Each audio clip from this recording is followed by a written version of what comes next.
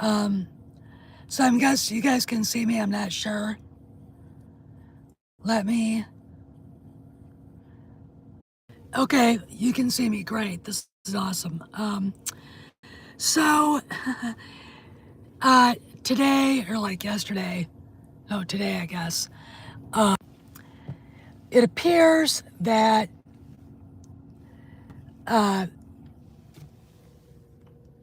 Star Wars Theory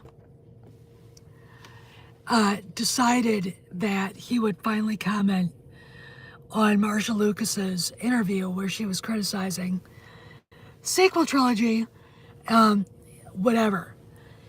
And if you guys remember, I did a video on this. So if you want to go back and watch a video and whatever, do that.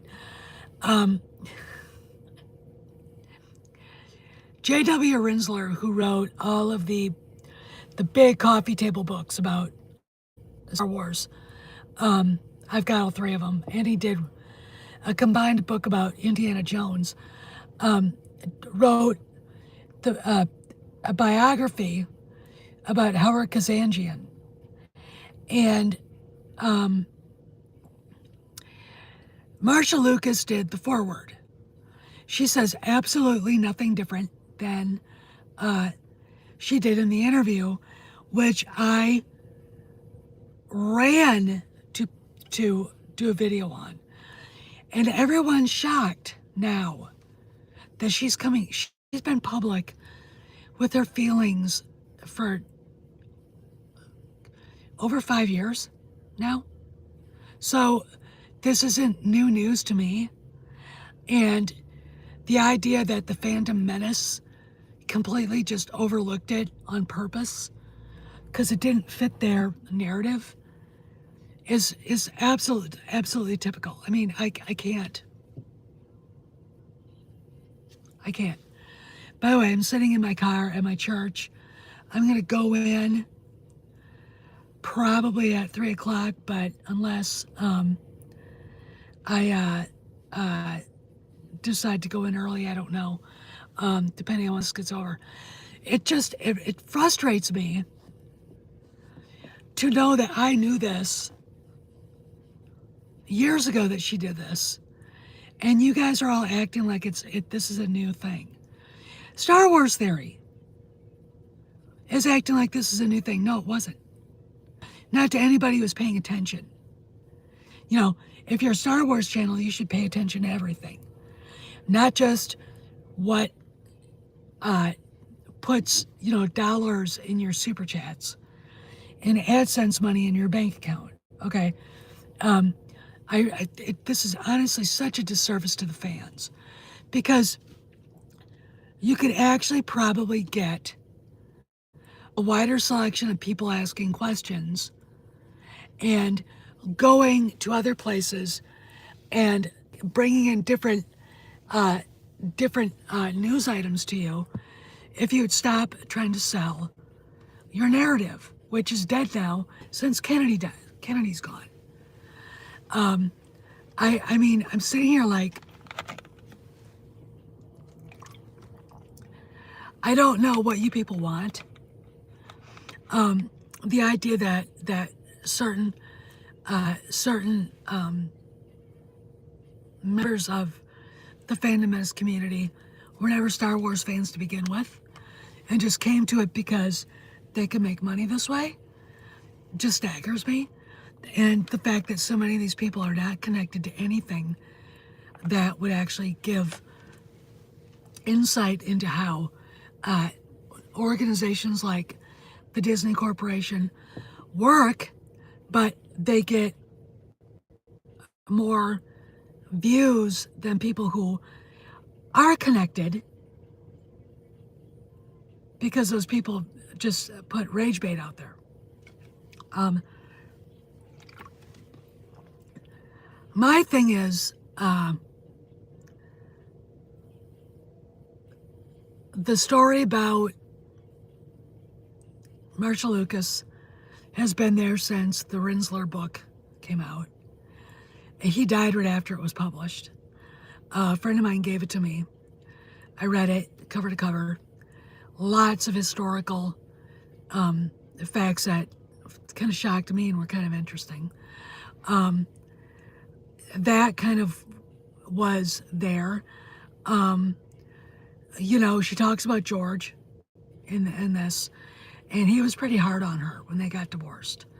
Um, I don't, but again, this is about her feelings about the sequel trilogy, not about her feelings about the prequels, not about her divorce. It's just about her problems with sequels, which is, I think, everybody's problem. She talks about um, basically why did they kill off Harrison Ford? Now, again, the fight, that argument started when they were filming The Empire Strikes Back. Because Harry didn't know if he wanted to come back. He also didn't realize that Luke and Leia were brother and sister at the time, because George didn't tell him. Now, there are so many things that were done wrong. Not telling Harrison different things, not amending the Billy D. Williams role so Han had more to do in the Empire, in Return of the Jedi. 1,000 things going on with that. But she didn't remember that he didn't think there's anything left for Han to do. And, being thrown into the carbon freezing chamber against your will is not throwing yourself across Leia and taking the brunt of a blaster shot. That's not sacrifice. That's, we gotta test this thing, and we know it's not set up for humans, but if it doesn't work, we'll figure out another way to take Skywalker to the Emperor. Meanwhile, we gotta see if it works, because if it does, we'll try it out in Solo. Now, Vader could have done it to Leia, but he didn't. Why? Because Leia is the linchpin. She's got all the facts about the rebellion. And despite what people think, torture works. Right? Eventually she'd break. Vader knows that. This is why Han was the guinea pig. No sacrifice at all there. Right? He was basically the one that got abused badly by Vader. So Leia would be hurting, so Luke would feel all of that, not just physical pain, but emotional pain and everything like that. That's why. No freaking sacrifice. So when Ford says that, you're kind of looking at him going,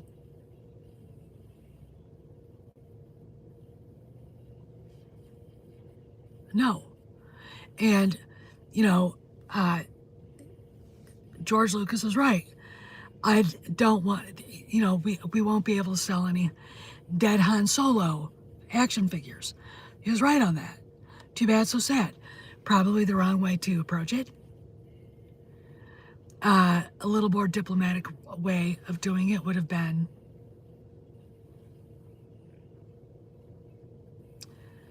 to say something differently, but, cut to the chase, that's why. Okay? And that's, what they did, and that's what happened.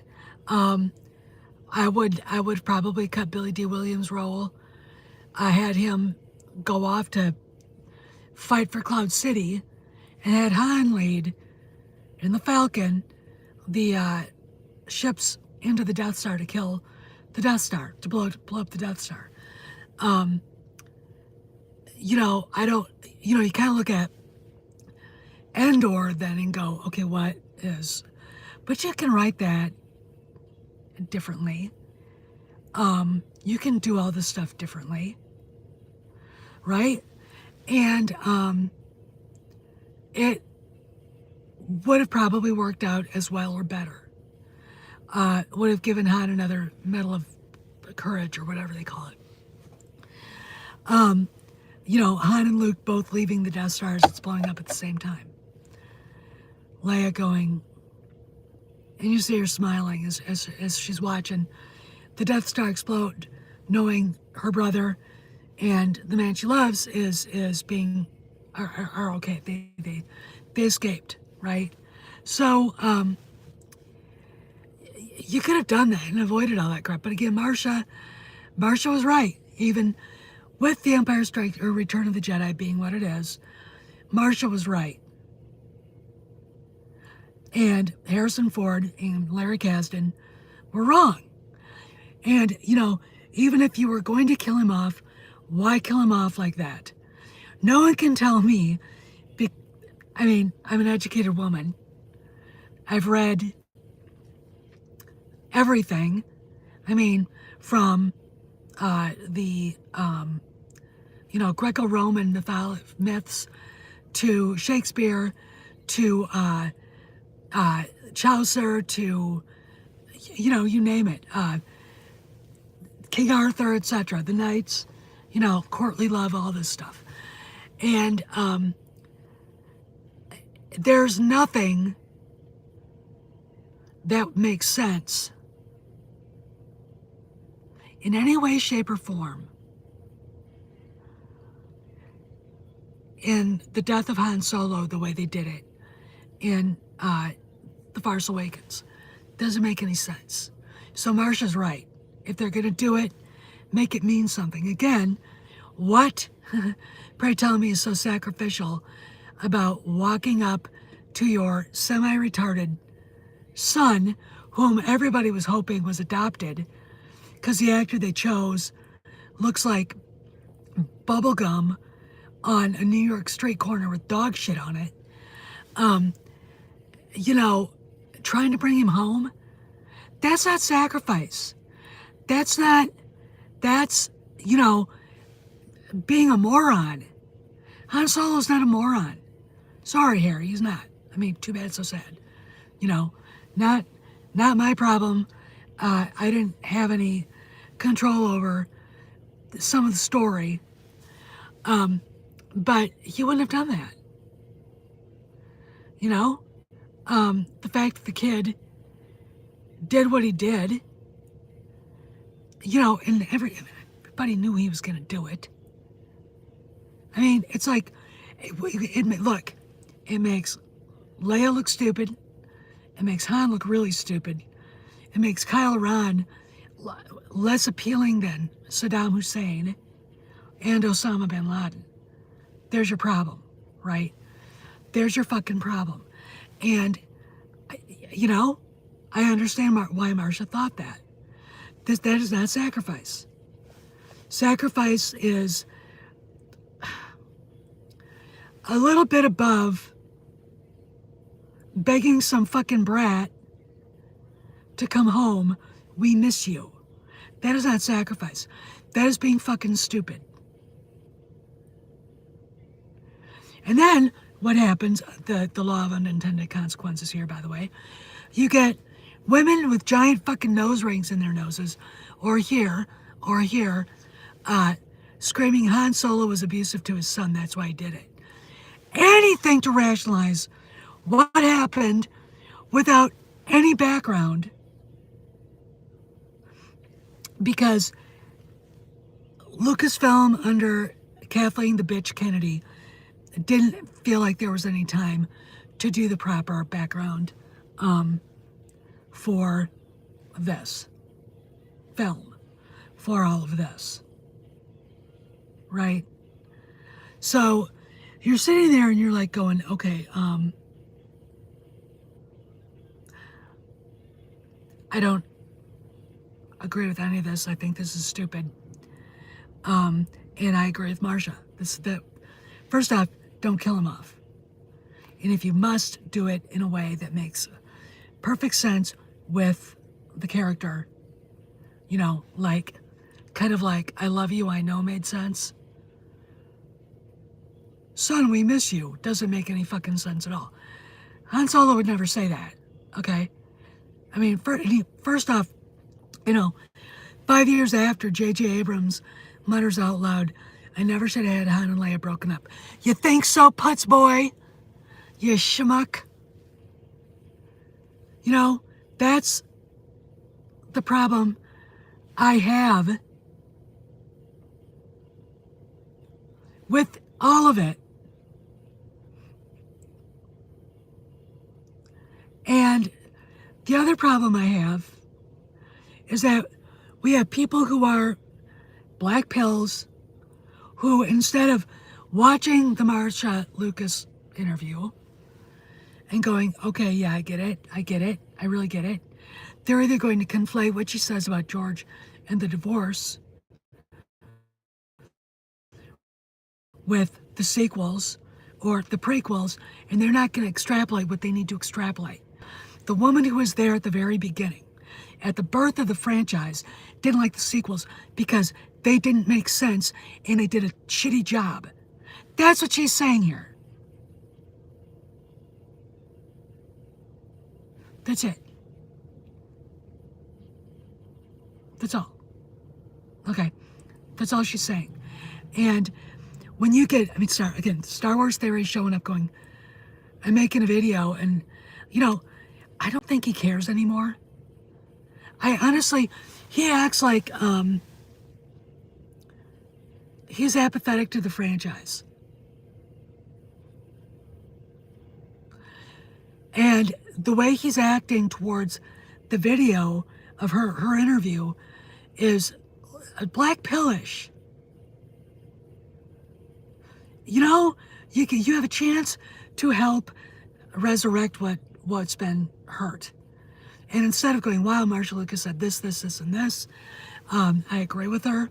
We're not going to talk about any other part of the interview until the next video. If he wants to talk about her despair of the prequels, that's fine.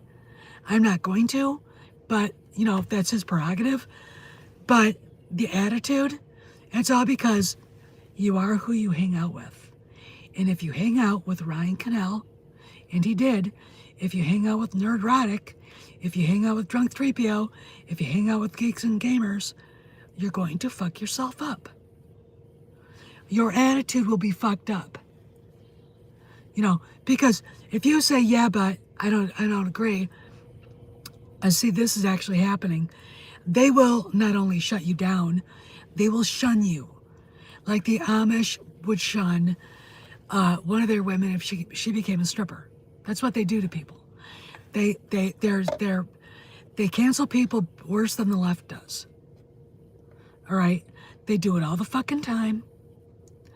And they're not allowing for free discourse. And when some of their people do show up here, it's like, I would rather have an argument with Renee Good when she was alive about ICE than with a black-pilled Star Wars fan. Because she might not make sense, but she makes a hell of a lot more sense than a fanboy over here who has given $500 in the last 2 months to Nerdrotic and Friday Night Tights. Okay, that just, there you go. So I don't mind a rational discussion. What I mind is emotional shit, starting with Dave Filoni's blah, blah, blah. Kathy Kennedy, blah, blah, blah. Dave Filoni stabbed George Lucas in the back. No, he didn't. Are you a witness? Where's the direct evidence? Right? Okay. There's the problem. And I'm like, stop it. Because you're hurting the franchise you want everybody to believe you love.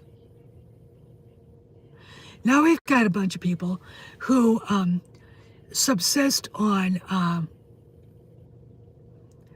recognition for a YouTube channel. Their YouTube channel, and they actually believe their own bullshit. They like the smell of their own farts. That's something I heard a Capitol Hill staffer say once when we were watching Fox News one day during the Homeland Security appropriations hearings back in 2001. One of the Democrat congressmen was droning on incessantly to one of the cabinet secretaries, and it wasn't Don Rumsfeld, because he wouldn't have tolerated it, but it was one of them.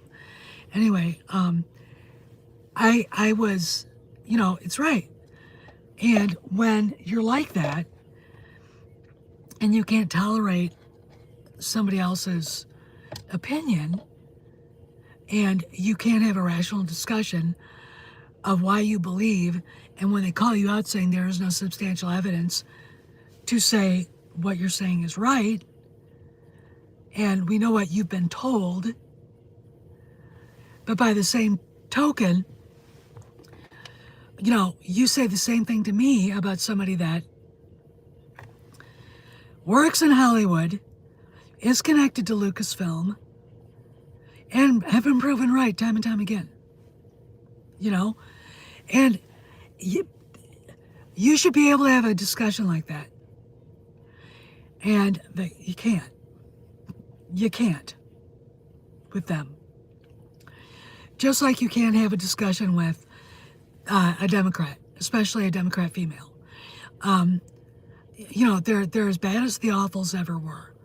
An awful, for the less enlightened out there, is an affluent, white, female ultra-leftist, right? Okay. There you go.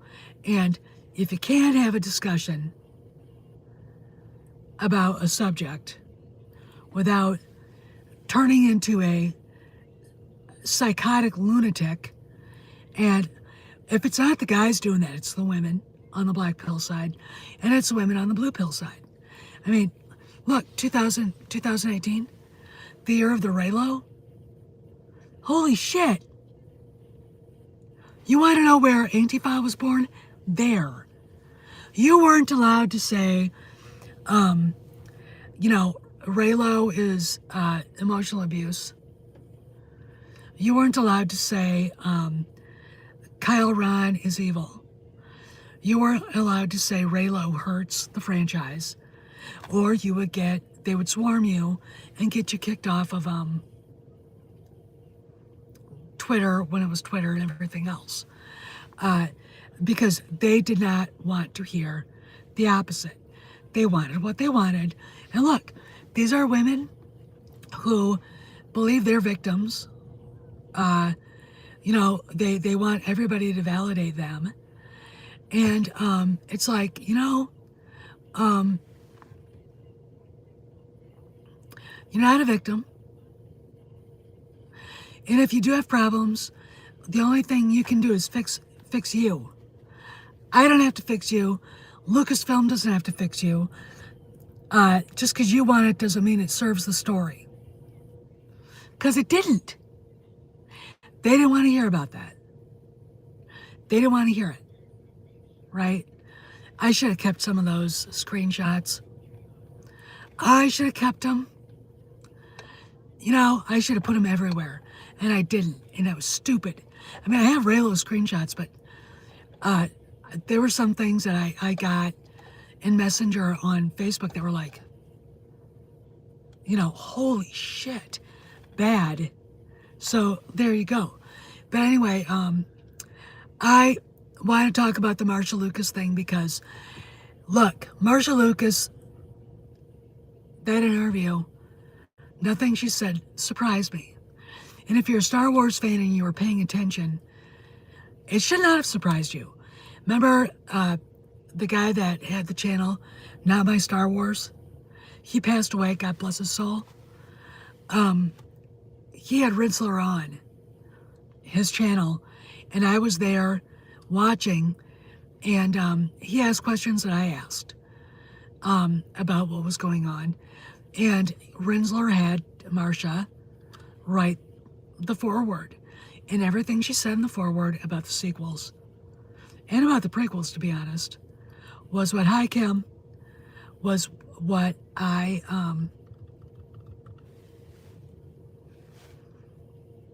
had seen in the interview. Now that everybody who claims to be a world-class, YouTube channel for Star Wars is very shocked by.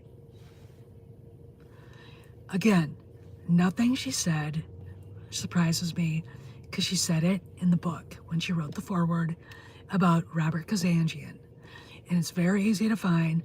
Look, J.W. Rinsler, Rinzler,